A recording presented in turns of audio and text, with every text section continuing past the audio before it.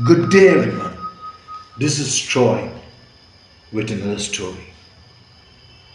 Henry. For where two or three are gathered in my name, I am there among them. Matthew 18, verses 19 to 20.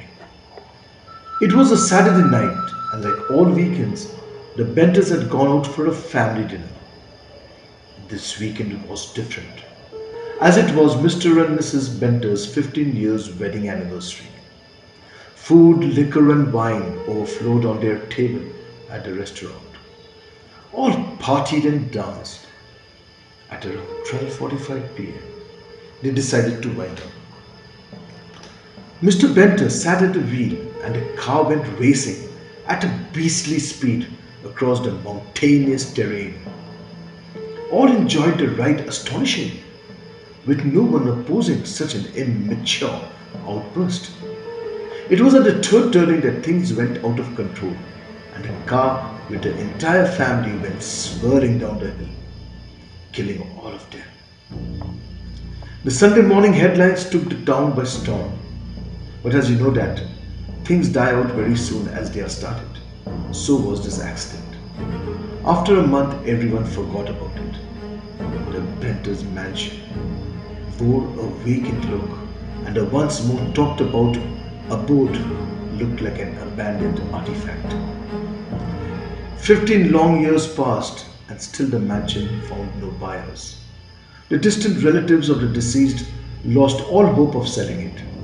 It was rumored that at every fortnight, passerbys could hear people laughing, talking, and parting in the so called mansion late at night. This mansion was now considered haunted.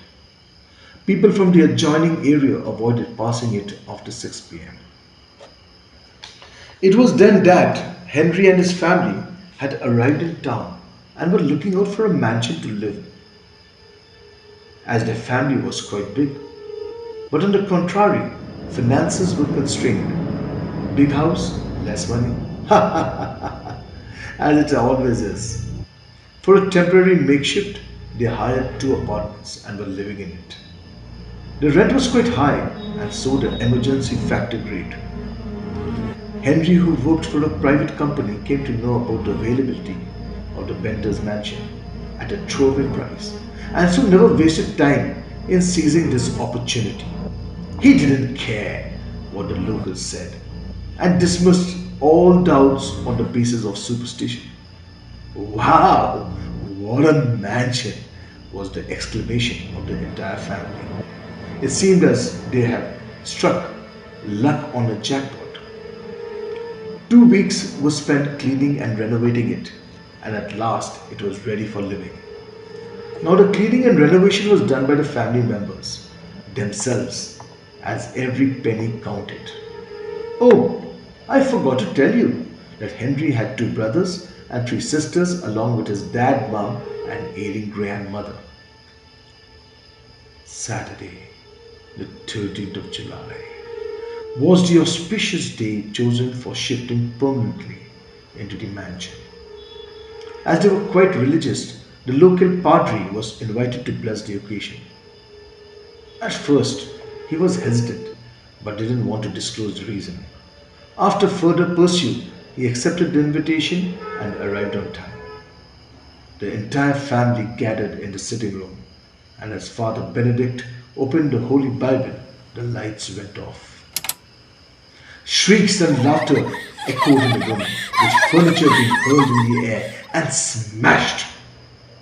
Then suddenly the lights came on.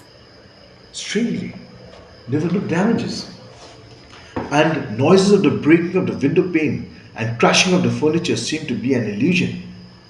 The family shook in fear. A strange serenity and airiness took over. All of a sudden, the temperature seemed to have dropped immensely. Father Benedict stood there in disbelief for a moment and then left the place in haste. Henry felt betrayed as the party left. All alone with his family, he had to face the music. Nothing can now be done, as the entire money was already paid and the agreement signed. All retired into their respective bedrooms after dinner. It was at the stroke of 3 a.m. in the morning that everyone's sleep broke. A loud, hammering sound could be heard from Henry's room. All rushed to find Henry banging his head on the wall. With great difficulty, they pulled him from the wall and put him on the bed. He lay unconscious for an hour. The family was so tensed that they never knew what to do. Finding no way out, they called the padri, who was their only acquaintance. On reaching his conscious, he sat upright on the bed and hurled abuses to all present. His eyes were ruby red, and there were signs of black and green rings around them. What has happened to my son? His mother sat down and cried. The family was forced to tie him to the bed. Then suddenly, all his three sisters went into a frenzy. All three started scaling the walls of the mansion like lizards do. The scene was so horrific that it cannot be described in words. Cries, screams, and laughter filled the air. Still, there were no signs of departure. However, after a knock, the squeaking of the main door heralded an entry. Along with the padri stood an elderly gentleman wearing a black cassock. This gentleman was none other than the famous exorcist Father Miller from Rome. He was on a visit to the parish when he accidentally came across the padri.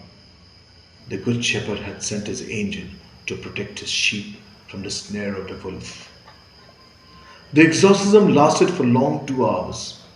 At last, Henry and his family were spared. The mansion still remains uninhabited. The locals still avoid the road passing the mansion. God knows when the penitents will get salvation.